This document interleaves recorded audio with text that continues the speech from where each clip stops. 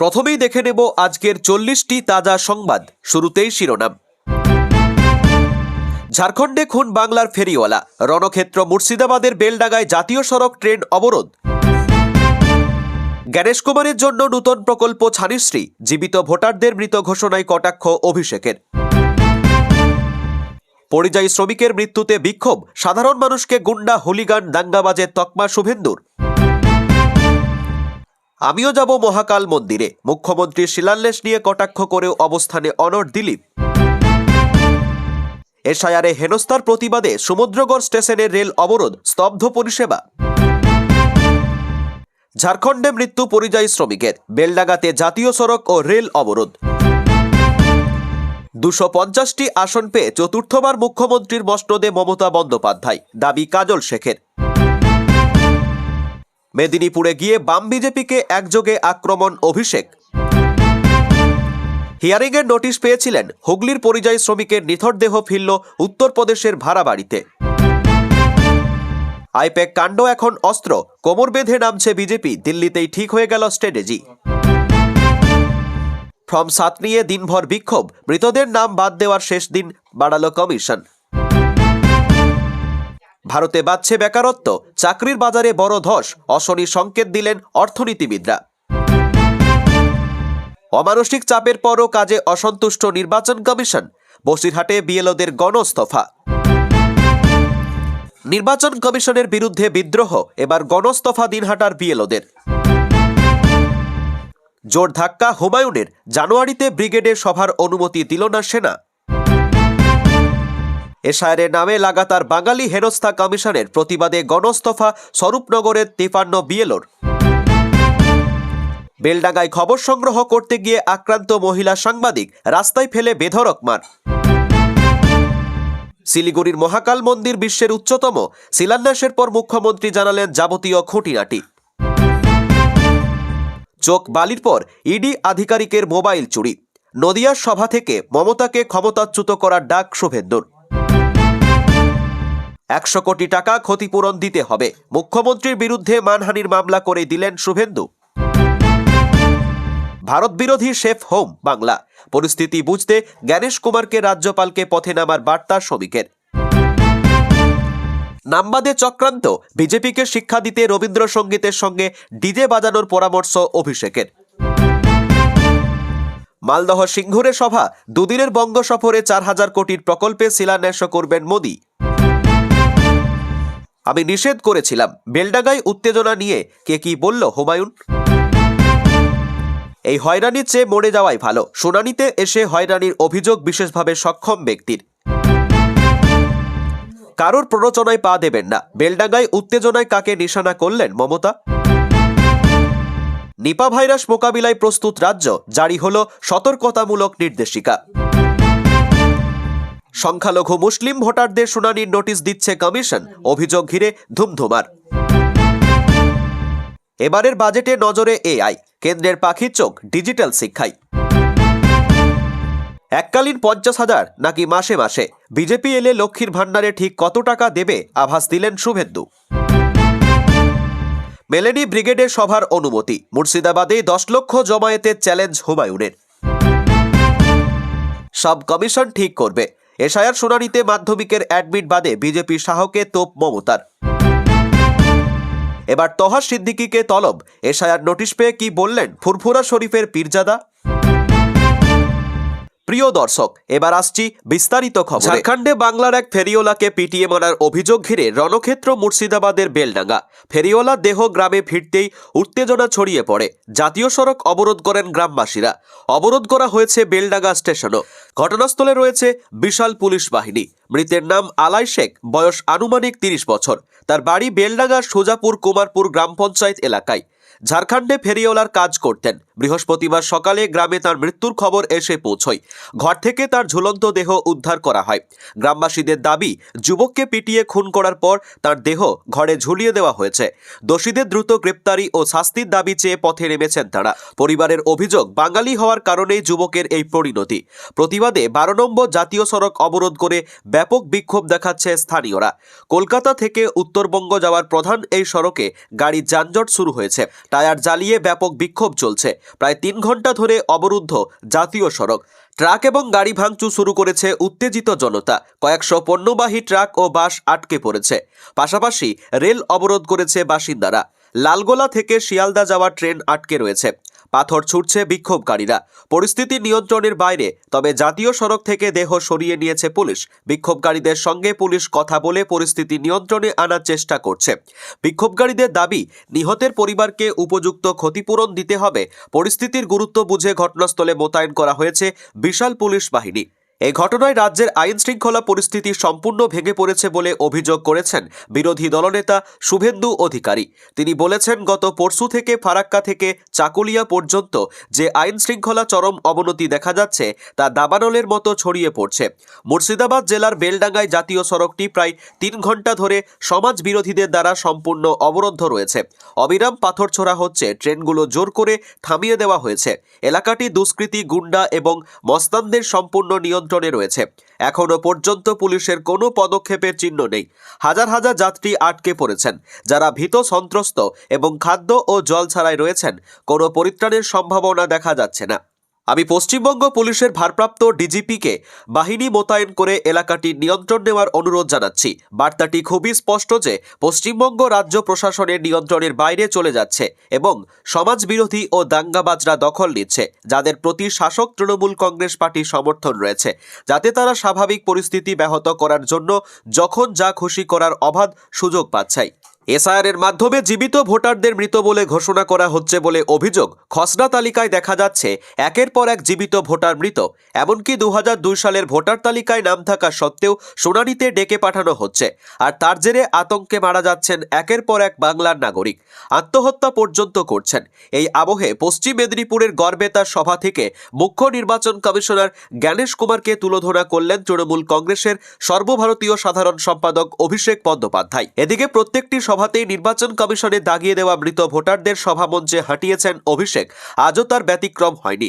এই নিয়ে এবার নতুন প্রকল্প নিয়ে আসার কথা বললেন তিনি।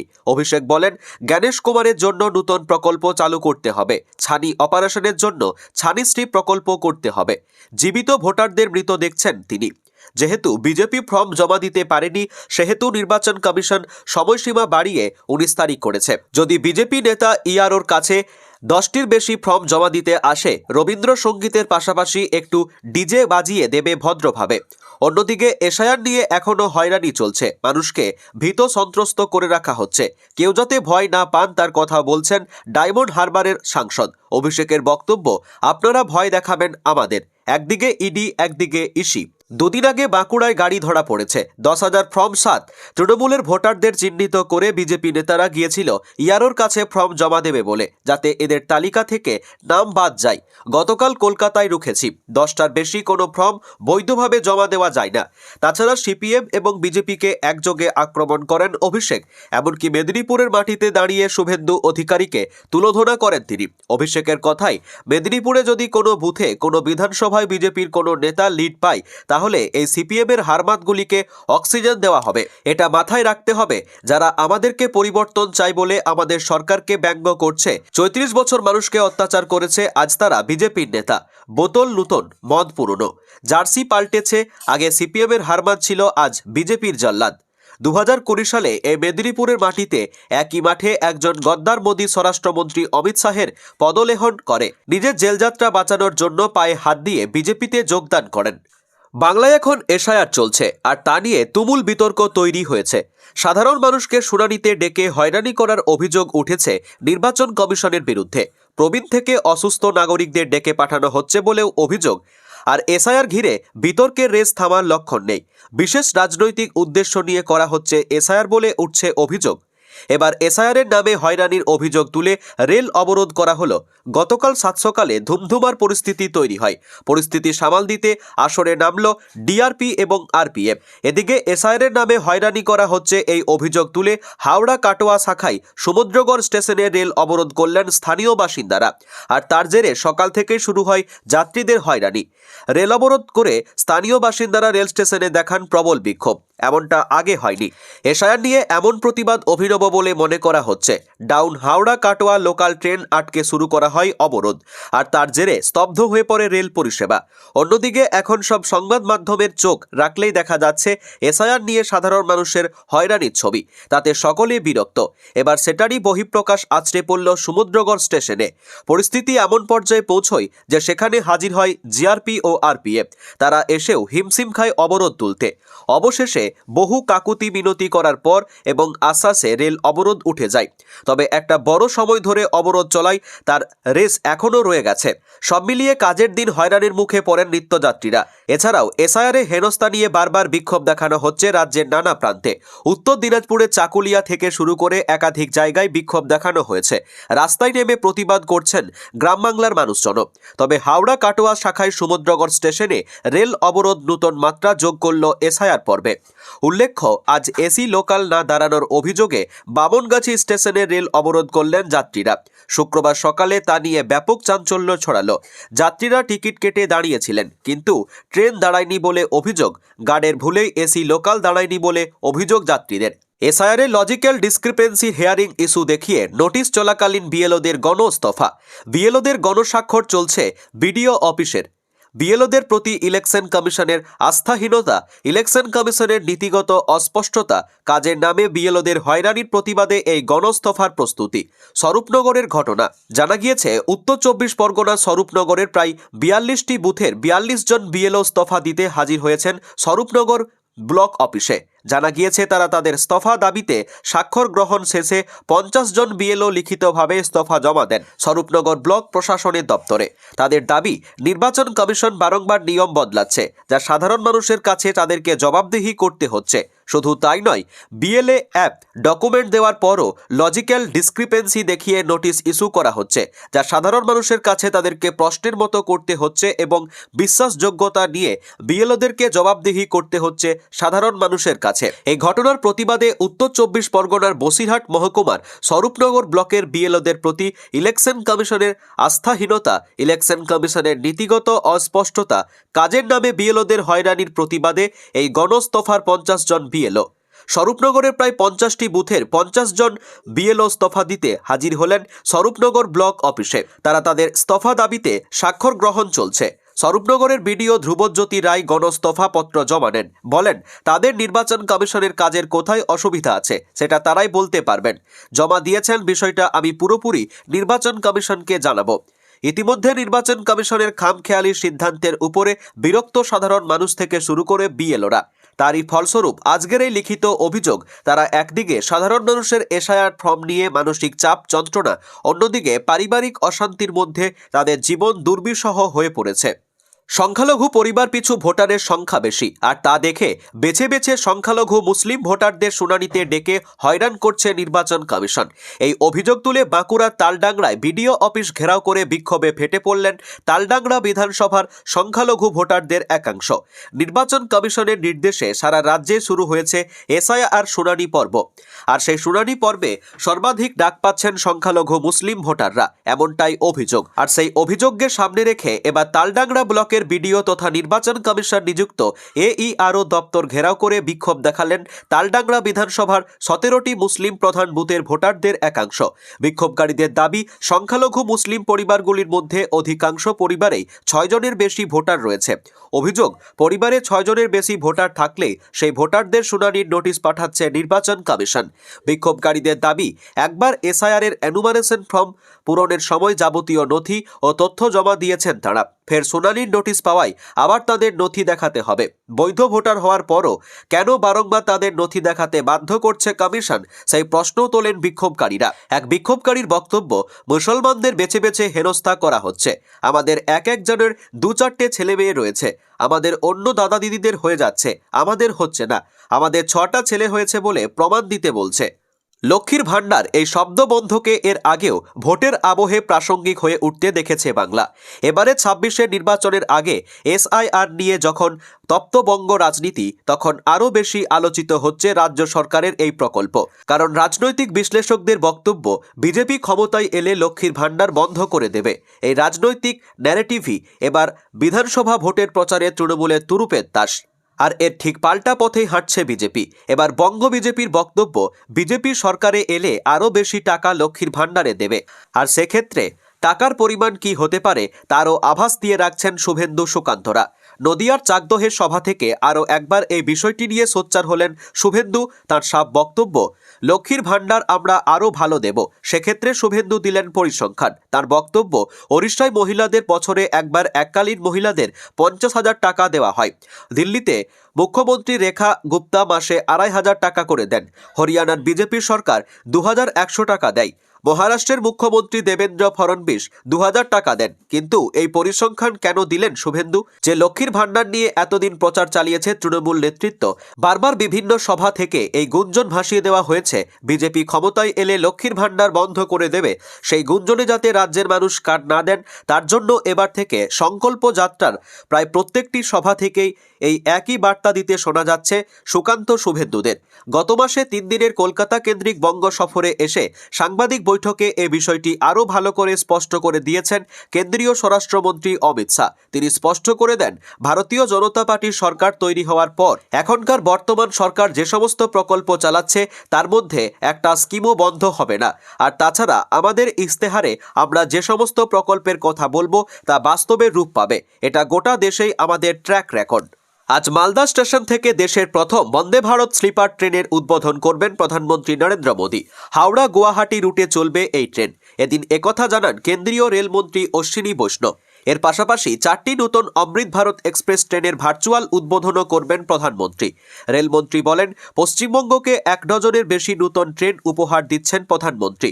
বন্দে ভারত স্লিপার ট্রেনের প্রথম পরিষেবা আগামীকালই গুয়াহাটি থেকে কলকাতার উদ্দেশ্যে শুরু হয়ে যাচ্ছে। প্রধানমন্ত্রী মোদী এর উদ্বোধন করবেন। অমৃত ভারত স্টেশন প্রকল্পে পশ্চিমবঙ্গে 101টি স্টেশনের পুনর্গঠন হচ্ছে।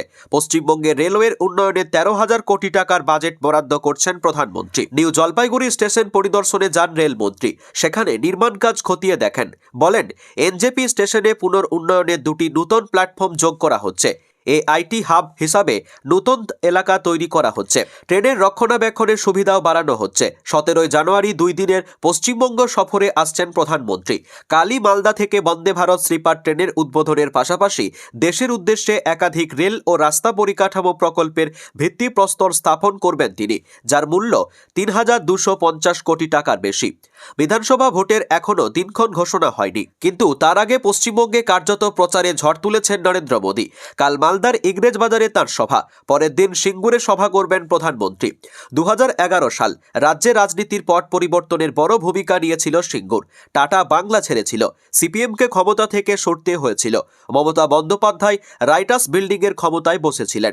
সেই সময় মমতা বন্দ্যোপাধ্যায়ের সঙ্গী ছিলেন শুভেন্দু অধিকারী, মুকুল রায়রা, যারা পরে বিজেপিতে যাওয়ার পর সিঙ্গুর থেকে টাটাদের সরানো নিয়ে ভুল স্বীকার করেছিলেন। এবার সেই সিঙ্গুরেই সভা করতে চলেছেন খোদ নরেন্দ্র মোদী। 2025-এ 5 বার পশ্চিমবঙ্গে এসেছেন খোদ নরেন্দ্র মোদী। বছর শেষে রাজ্যে ঘুরে গেছেন অমিত শাহ। 2.5 সপ্তাহের মাথায় ফের পশ্চিমবঙ্গে আসছেন প্রধানমন্ত্রী। সঙ্গে আনছেন একগুচ্ছ প্রকল্পের উপহার। কেন্দ্রীয় সরকারের অমৃত ভারত রেল স্টেশন প্রকল্পের আওতায় ঢেলে সাজানো হয়েছে মালদা টাউন, বড়াভূম, হলদিয়া, তমলুক, কামাখ্যাগুড়ি, সিউড়ি, পানাগড় সহ রাজ্যের একাধিক স্টেশন।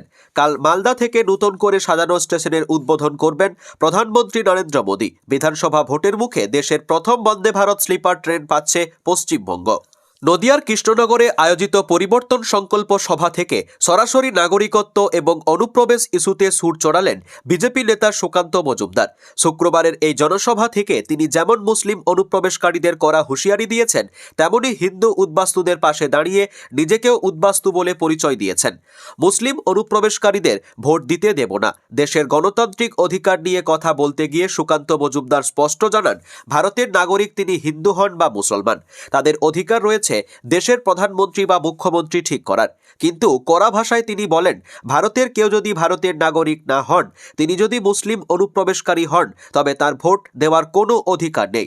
আমরা তাদের ভোট দিতে দেব না, প্রয়োজনে বাধা দেব। নিজেকে উদ্বাস্তু পরিচয় দিয়ে আবেগঘন বার্তা বক্তৃতার এক পর্যায়ে সুকান্ত মজুমদার নিজের ব্যক্তিগত পরিচয় টেনে আনেন। তিনি বলেন, আর যারা হিন্দু উদ্বাস্তু আমার মতো। এই কথা বলে তিনি উদ্বাস্তুদের সাথে নিজের একাত্মতা প্রকাশ করেন। তৃণমূল কংগ্রেস এই ইস্যুতে হিন্দু উদ্বাস্তুদের ভুল বোঝাচ্ছে বলে অভিযোগ করেন তিনি। আইন পরিবর্তনের আশ্বাস হিন্দু উদ্বাস্তুদের আশ্বস্ত করে সুকান্ত বলেন, তৃণমূল আপনাদের অনেক কিছু বোঝাবে, ভয় দেখাবে, কিন্তু আইনটা শুনে নিন, বুঝে নিন। ভারতবর্ষ ইতিমধ্যেই ফরেনার অ্যাক্টে পরিবর্তন করেছে। তার দাবি, মোদী সরকার হিন্দু উদ্বাস্তুদের নাগরিকত্ব সুনিশ্চিত করতে বদ্ধপরিকর এবং ফরেনার অ্যাক্টের পরিবর্তন তাদের সুরক্ষা কবচ হিসেবে কাজ করবে। রাজনৈতিক মহলের মতে নদিয়ার মতো মতুয়া ও উদ্বাস্তু অধ্যুষিত এলাকায় সুকান্তের এই উদ্বাস্তু কার্ড বা অনুপ্রবেশ ইস্যুতে করা অবস্থান মেরুকরণের রাজনীতিকে আরও ত্বরান্বিত করবে। বিধানসভা ভোটের আগে বঙ্গ রাজনীতির পরতে পরতে উত্তেজনা। তৃণমূলের সঙ্গে দূরত্ব বাড়তেই ভরতপুরের বিক্ষুব্ধ বিধায়ক হুমায়ুন কবির দল ছেড়ে নূতন রাজনৈতিক দল গড়েছেন। তার নাম জনতা উন্নয়ন পার্টি। দল গড়ে ২৬-এর বিধানসভা ভোটে শতাধিক আসনে লড়াইয়ের কথা বলেছেন তিনি। তারই প্রচার হিসেবে ব্রিগেডে প্যারেড গ্রাউন্ডে বড়সড় জনসভার ঘোষণা করেছিলেন হুমায়ুন কবির। আগামী ১ ফেব্রুয়ারি দিনক্ষণও ঠিক করেছিলেন, কিন্তু হুমায়ুনের দলকে ব্রিগেডে সেই সভার অনুমতি দিল না সেনা। গতকাল অনুমতি না পেয়ে হুমায়ুনের হুঙ্কার, মুর্শিদাবাদেই ১০ লক্ষ জমায়েত করব। গত ডিসেম্বরে ব্রিগেডে আরএসএস ঘনিষ্ঠ সংগঠন সনাতনী সংস্কৃতি পরিষদের উদ্যোগে ৫ লক্ষ কণ্ঠে গীতাপাঠের আয়োজন করে। তখনই হুমায়ুন জানিয়েছিলেন ব্রিগেডে ১০ লক্ষ কণ্ঠে কোরআন পাঠের আয়োজন করবেন।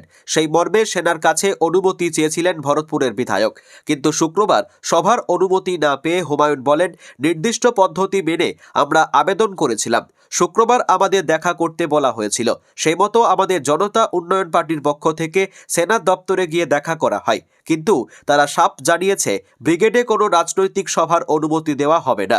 বিকল্প হিসাবে শহীদ মিনারের প্রস্তাব দেয় সেনা, তাতে আমাদের আপত্তি আছে। এত লোককে নিয়ে শহীদ মিনারে জমায়েত করা যাবে না।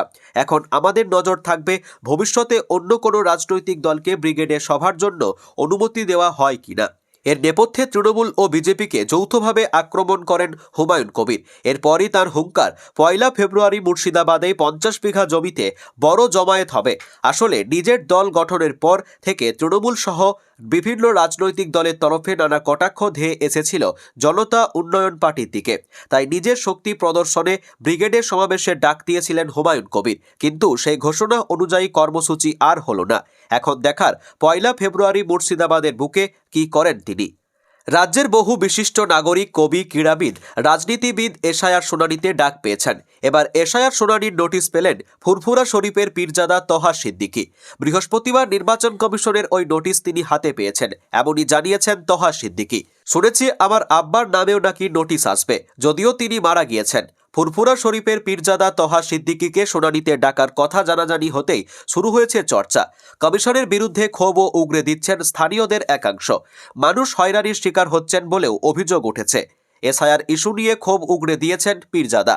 কেন্দ্রের বিজেপি সরকার নির্বাচন কমিশনের মাধ্যমে সাধারণ মানুষদের হেনস্থা করছেন, বিশেষত মুসলমান সম্প্রদায়ের মানুষদের হয়রানির মধ্যে ফেলা হচ্ছে, এমনই অভিযোগ করেছেন তিনি।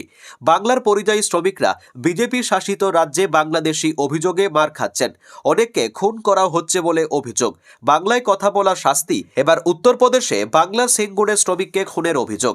বরাত জোরে প্রাণে বেঁচে গিয়েছেন স্ত্রী। ঘটনাকে কেন্দ্র করে প্রবল শোরগোল হুগলির সিঙ্গুর থানার দেওয়ানভেরি গ্রামে। সেই ঘটনা নিয়েও ক্ষোভ প্রকাশ করেছেন ফুরফুরা শরীফের পীরজাদা। কেন বাংলার যুবকদের এভাবে খুন করা হচ্ছে? কেন ভিন রাজ্যে হেনস্থার শিকার হচ্ছেন পরিযায়ী শ্রমিকরা? সরকার কি করছে? সেই প্রশ্ন ছুড়ে দিয়েছেন তহা সিদ্দিকী। বিজেপির ইন্ধনে এসআইআর করা হচ্ছে বলেও অভিযোগ করেছেন তিনি।